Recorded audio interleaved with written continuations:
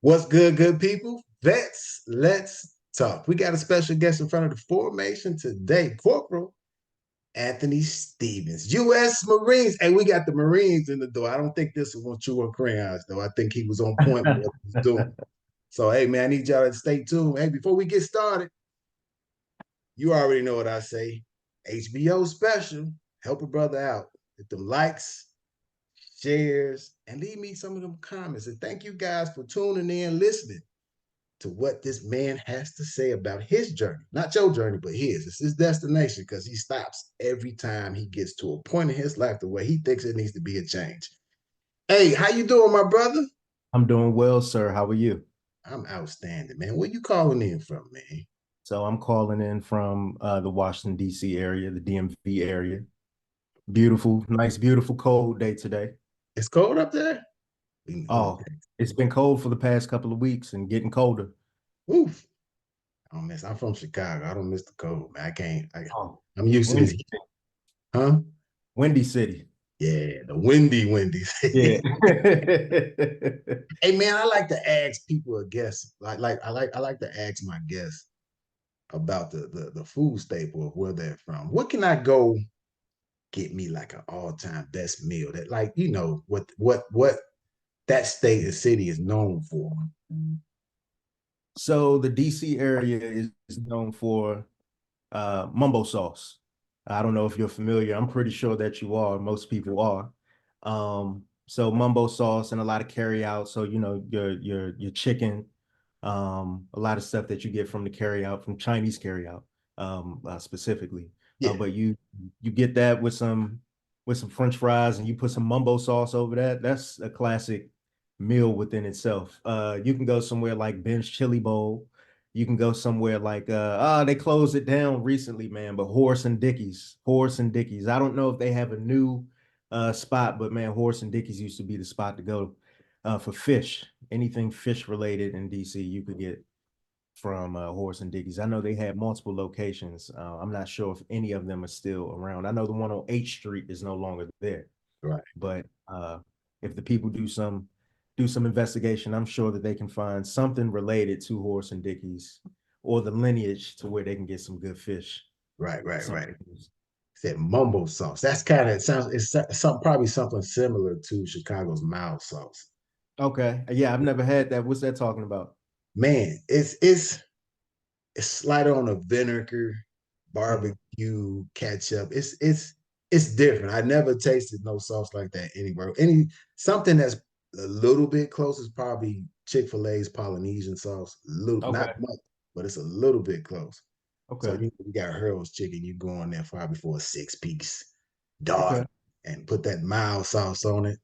Let that bread. Hey, I'm a foodie. I work out a lot, so I Okay. I eat a lot too. So man, hey man, how's the family doing? I forgot to ask you that. I'm sorry about that, my brother. Oh, my family's doing well. I appreciate you asking. Yeah, family's doing well. I'm looking to grow my family here shortly. What you Uh, mean, bro? You have Five more. Hopefully in the future, I'm saying that within the future, I'm looking to grow my family. I'm not making any special announcements or anything, but yeah, I am looking to expand. But yeah, the family's doing well. They are my support system. They're always in my corner, and I appreciate them for all that they do and all that they've built me into. man, that makes me happy because not too many people sit back and realize Mhm. what a family can make you become. Oh, it's essential. Absolutely. Some sort of support system is essential to any type of success. Yeah. What you don't even really see in nature, things that don't have a symbiotic relationship with something else. Everything needs something else to succeed. Plants need light. Without that light from the sun, what would they be? You Hmm. know, that can be analogous to what a family is or what a good support system is to a person. Man, you speaking over that, man. I like Oh man. that. I like that talk. You ready for these questions, man? Yes, sir. I am ready. Okay, let's jump on into it. Let's just talk. Hey, what do you remember about your days of service? Oh man, I remember late nights and early mornings, man. A lot of training, a lot of work, a lot of work that, a lot of overtime, a lot of work that you don't get compensated for. But I also remember a lot of structure, a lot of regiment, and a lot of discipline, a lot of camaraderie, a lot of things that you don't see often in the civilian world, which is something that I miss the most about military services. If there's one thing that I do miss the most, it would be that the camaraderie that you get out of, and I want to say coworkers, but it's more than that. It's deeper than that. This family that you develop into, um, you know. It's that camaraderie that you build. And I was talking to somebody at the gym about that. It's like Hmm. you live with these people. You have no choice but to know their business, what's going on in Absolutely, their household. They absolutely. become family. So it's like it's so much of a deep bond that somebody's that you realize that somebody have your back that's on your team. Yeah, Not can't say for every military individual that you come across, but somebody that was on that team of yours. They had your back. And you might have some indifferences about what's going on, but at the same time, you know they got you. indeed. That's Yeah. something. And you don't get that. You don't get that in the civilian world, you Whoa. know. And like you said, you're forced to know these people, whether you want to or not. You live with them and you go through the struggle with these people. Everybody that you're with is going through the same exact thing. Everybody misses their family. Everybody doesn't want to be up early in the morning, P10, doing some, oh, we're doing a 6 mile boots and utes run through the hills of Camp Pendleton, carrying a 250 pound log. That's PT. That's what we're doing at 5 o'clock in the morning, on top of having to go to the shop and work all day and work all night and wake up in the morning and do it all over again. All over. So, and for 4 years straight or however long your contract is, there's no break. You get no break, whether you go to a new unit, whether you go to a new MOS. The military, it's the military. It's all structured the same. They're going to get however long your contract is, they're going to get that time out of you. You're lying about that. Yeah. That's why I know I kind of took the question and ran with it, but no, you good. No, I'm like I'm loving it. Any way you can flow with it. Because okay. like you go put it on your resume about how long you worked in a week. You put Yeah. more than 60 or 80, they were like it's impossible. Oh, no, it's not. I've done it many a day. Right. We just Many. talking, man. You could go off for the question, bro. It Okay. don't like go left or right. It doesn't matter. Okay. Just talking. Okay. So when did you leave the military and what was the process like? I left the military in 2014. The process for me was actually pretty seamless, man. I left the military in August of 2014, and I was working by November of the same year. I did have, that couple of months of downtime, and it was just essential for me. My last year in service, I knew that I was going to be getting out, so I just saved. I saved as much money that I could. I really didn't leave the barracks much. I mean, I had a social life. I wasn't a hermit, but it was very imperative for me at this stage to save my money because I knew that I wanted to have somewhere to live at. I didn't want to go back to mama's house, So yeah, man, I saved up my money, and August of 2014 came around. And when it came around, I was excited, and that's when I purchased my first place, my first apartment, and I rode that out for a couple of months until I started my job. Mm, So it was very seamless for me, and I'm lucky to have had such a seamless process. I know other people go through a lot of trials and tribulations, especially with having to adjust getting out of the military, and it was still sort of a culture shock after I left the military, but because of the type of job that I got into quickly thereafter, my adjustment wasn't too difficult. that's hey, and I think you put like an important part at the beginning about you saving money, which is something a lot of veterans getting out, they don't think about that. Yeah. Kind of like, hey, I know I'm going to do this, so I need to prepare for this. It's either, hey, I know I'm getting out, so I think I need to have a job set up, or Mhm. I know I'm getting out, so let me figure out some schools I can go to. Or is if not that, do I have any illnesses that I can claim for my VA? Yeah, So I absolutely. think veterans, we don't think, but they say, hey man, I'm done with this. I get out and I worry about it when I get out, which becomes the tough part. Mhm. When you think about it when you get out, it's too many variables. It's just so much Absolutely. going on. Absolutely, man. Yeah, yeah. And especially I can imagine the economy was a bit more stable when I got out. I can imagine being a veteran today amidst all of the concern, amidst all of the tumultuousness with the economy today, how one is to maneuver, especially being so young. Where are you going to live with the economy being so strained? How much money is enough truly? Um, and is the amount that you save, will it be enough for what you want? And even we're at a crossroads now to you have to you have to balance between what is it that you want and reality. There's no choice anymore. So, is a little studio apartment in the city, that $3,000 a month rent, is that something that you're going to have to be comfortable with moving forward, something that you're forced to live into if you want to make it on your own? I hope So y'all I can listening. just only imagine that. Yeah, I hope y'all listening because money about probably 5 years ago ain't money today. Or rent. I'm gonna say rent. Yeah, Money probably still the same, but yeah, everything is like double. Like a $700 duplex is probably terrible. $1,500 now, or 2,000 Absolutely. in some areas, which is ridiculous.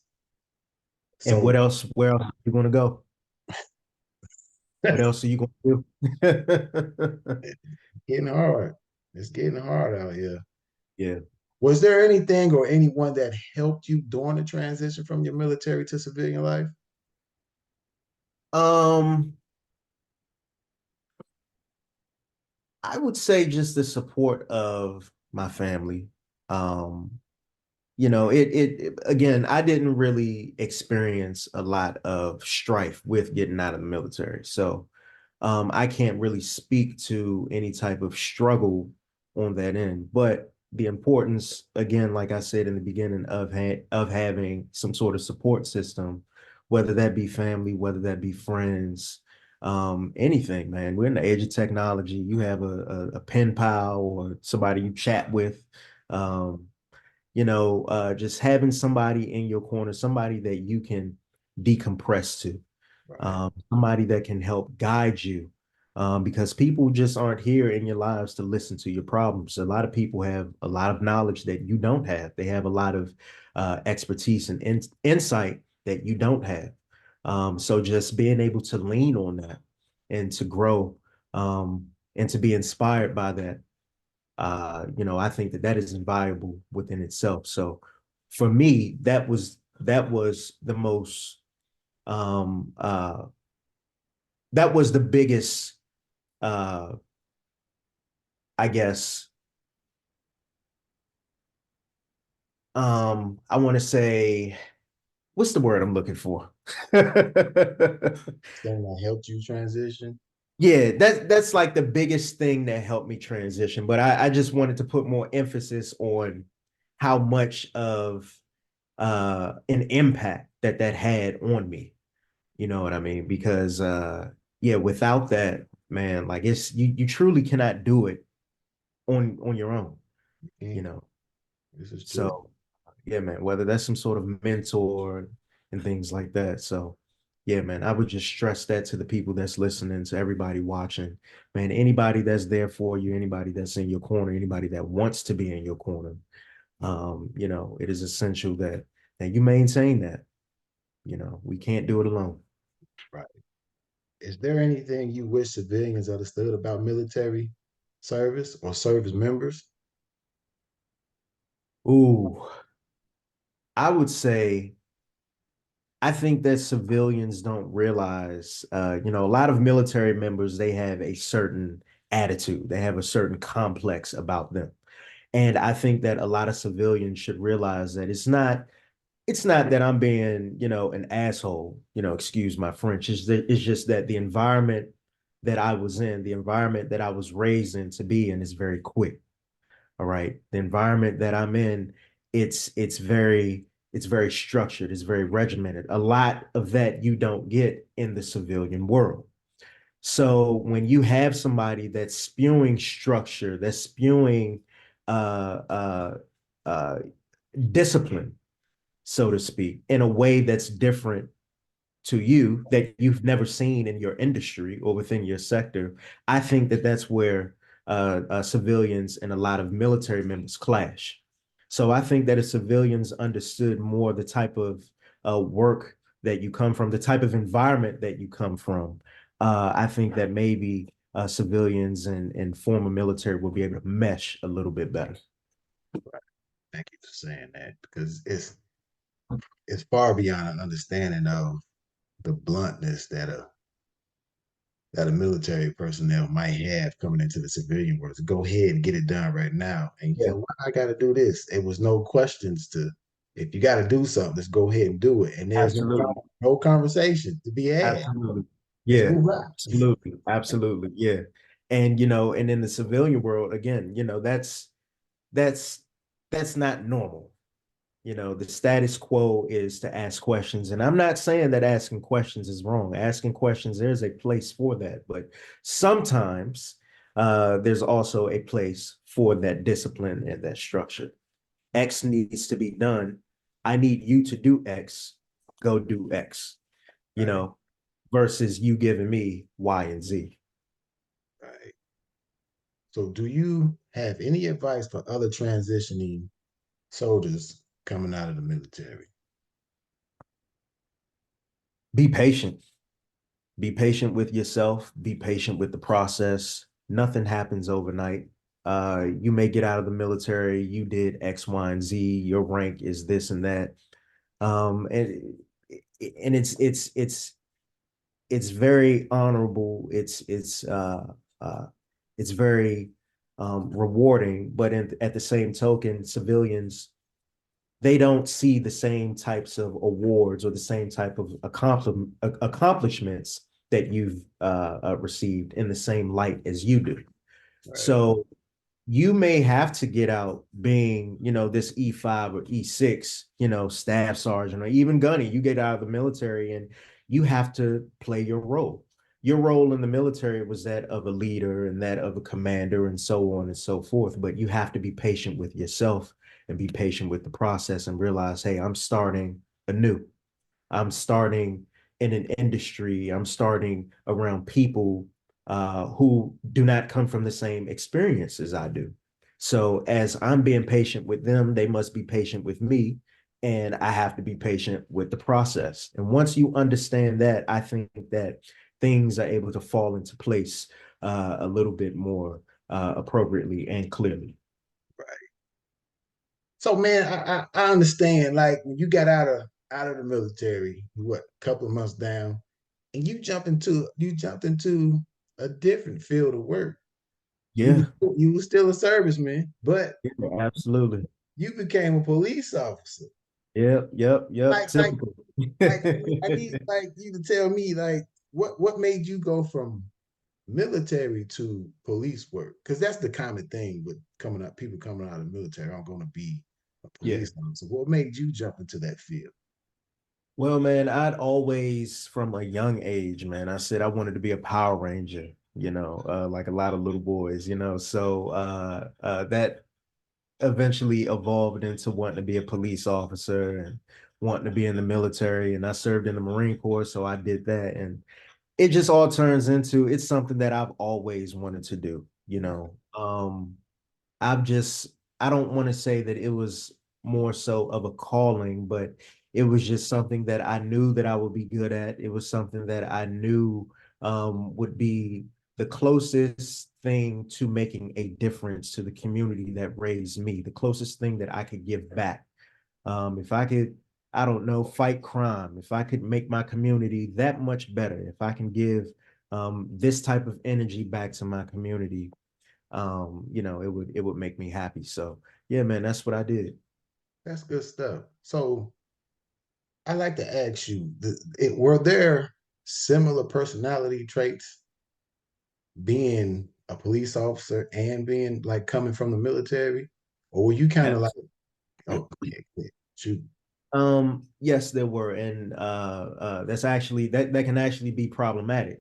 So like I said, I didn't have that hard of a time um uh with the culture because coming from the Marine Corps, coming from one regimented, structured, and disciplined environment and going to the next was very seamless, especially coming from the Marine Corps. However, when you're policing individuals, you're not policing Marines. You're not policing military members. You're not policing POWs. POWs. You're policing your fellow citizens. So there still is somewhat of a culture shock because now you're thrown into this position of authority. And the authority that I'm used to is a lot different than the authority that I could bestow, or not bestow, that I could show upon a civilian. So there still is a culture shock, and you do see a lot of prior military individuals within the ranks of the police departments with these military atypical type personalities. And it's like, these people will be good as military police, but not necessarily as a beat cop, right. if you understand what I mean. Yeah. So yeah, there was still somewhat of a transition that had to be made. But yeah, that was kind of my experience. Yeah, because the care is different. Like they you get so much resistance with the civilians because I was a parole officer for a minute. Okay. And it's totally different. They want to, Yeah. just come in, talk trash to you, and this thing ain't nothing gonna happen to them, which is the military. They Yeah. might get a little bit of something back, but they know they tails is in Yeah. trouble. Structure is totally different. So did you come home? Were you married then when you was a police officer or no? Yes. So Yep. did you have to come home and decompress with like a different personality?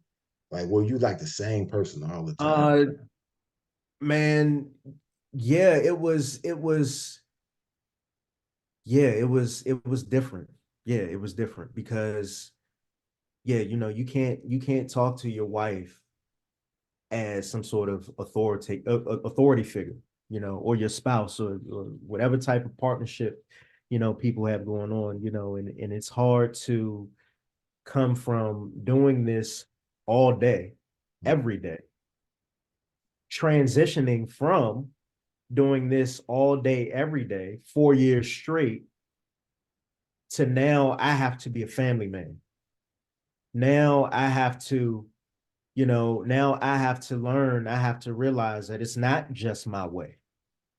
You have to unlearn a lot of selfish things that are enforced in you. And it's not necessarily a bad thing. It's just the route that you have chosen has been paved with these hard stones.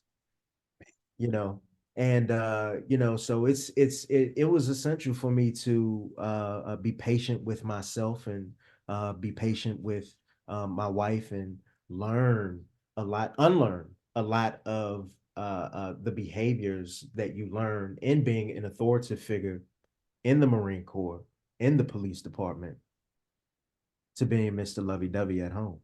Oh man. So like relearning or re-becoming, it was a constant battle for you since you left the Marines Yeah. to the police. Well, man, so let me say this before I jump on to this next question, man. Thank you for your double service. Oh, thank you for your support. Man, I commend you, bro. Hats off, because that's not You as well. You as well. Parole is man, it's also within the law enforcement community, and You could easily be in any type of situation that somebody out in a uniform, out on the beat can be in. It's a Yeah, dangerous job. quickly. Somebody recognize you just in the middle of nowhere. Oh, that's my, oh, hey. And you like, oh my God, my family's with me. Yeah, yeah. Oh man. It's tricky. It's real tricky. But I appreciate you and you for your service, man. Hey man, Thank you. I want to know well, first of all, I'm gonna say you're no longer a police officer, right? What made you jump out of that field of work? Um, so policing, it was a very interesting role. You learn a lot, you get to do a lot. But you also see a lot, and in seeing a lot, you go through a lot. And you just get tired of, at least for me, man, I just got tired of dealing with the same types of things every day. It was kind of like I told you, I wanted to make a difference, and you really start to grow and you start to see I'm not really doing anything out here. So yeah, man, and you're just constantly seeing people in these terrible situations. People don't call the police to tell you how good of a day that they're having. Generally you're going to the worst types of things all day, every day, man. You're doing it for 10 hours straight, all day, every day. And it's just rough, man. It's rough. You get tired after a while of seeing these things, especially of seeing people who look like you go through these same types of situations. And it just seems like nothing is coming of the situation. Nothing is getting done. It's just a constant revolving door. And it's just I just kind of felt like I wasn't doing much of a service. I was just risking my life. So I decided to pursue other things. Um, and maybe one day I will get back into it. I have a desire to get into it within the realm of federal policing, maybe as an 1811, but to go back on the beat as a street cop, it's just, I've had my day. So yeah, it was just a destination along your journey. Mhm. Never stops, but you at another destination right now. So Mhm. it's your business. Tell the people about your business.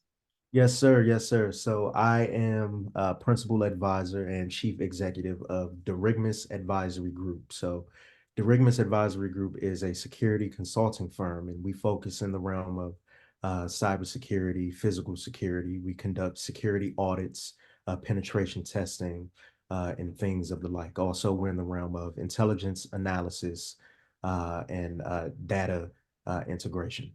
So yeah, it's like a tech company, also a security company. Um, yeah, it's just something that I'm passionate about. I'm passionate about security. I'm passionate about technology, and I decided to mesh both of these things and to create this business out of it. Man, I'm proud of you, bro. I You appreciate it. Thank you. because it just seems like you steady on the climb of who should I become next? Oh man, I ask myself that question every day.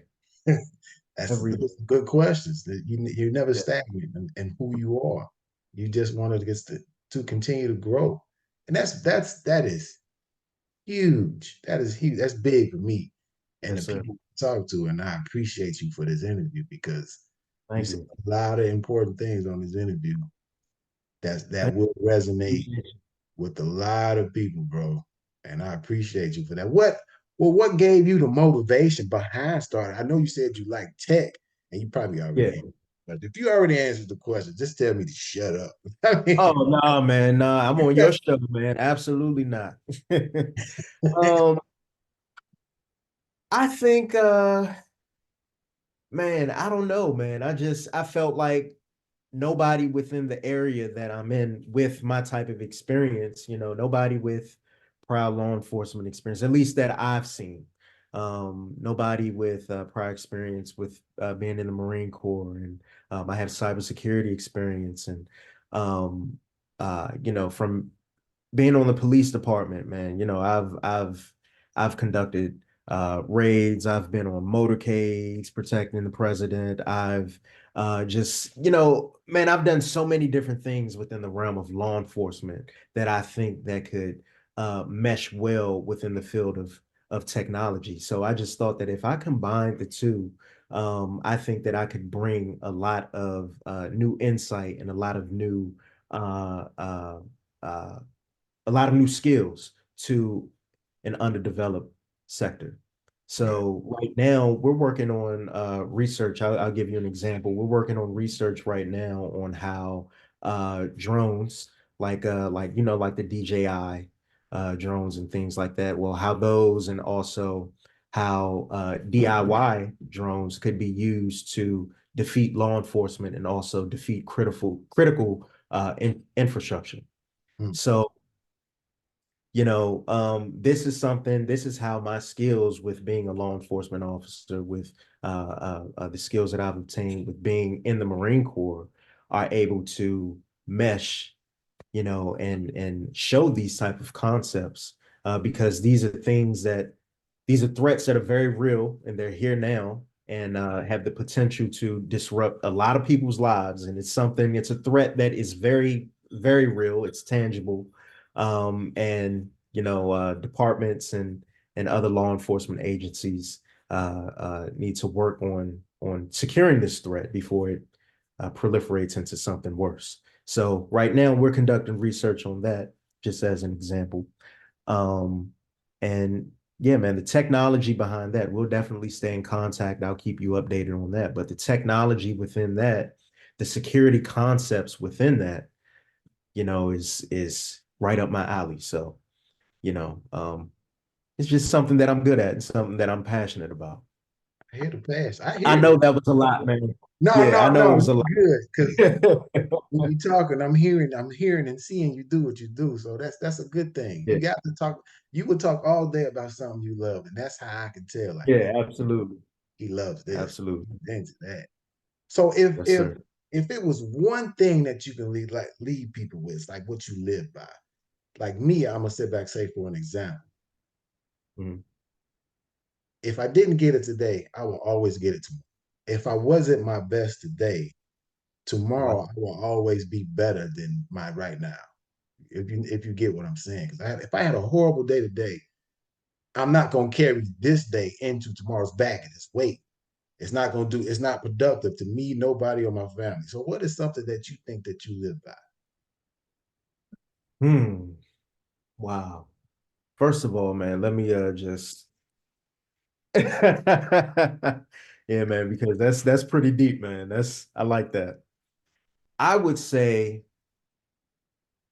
oh man, be kind. Mm. And I tell you why. When you speak of being kind, you only think of being kind to other people. I'm telling you to be kind, you need to be kind to you. Woo. It Woo. starts with you. Hey, Michael Jackson had a song, "Was the Man in the Mirror." Hey, I'm about to close out, man. Quote Thomas Edison. Oh, whoa, whoa, whoa. Before I close out, once again, thank you for your service, my brother. Thank you for Thank coming you on for the show yours. and sharing those kind words of wisdom. And I hope everybody took something from what you just said. But I got a quote from Thomas Edison. Our greatest weakness lies in giving up. The most certain way to succeed is to always try just one more time. That's what I just said. Hey, man, who's up next for formation? Y'all already know what I say. Out.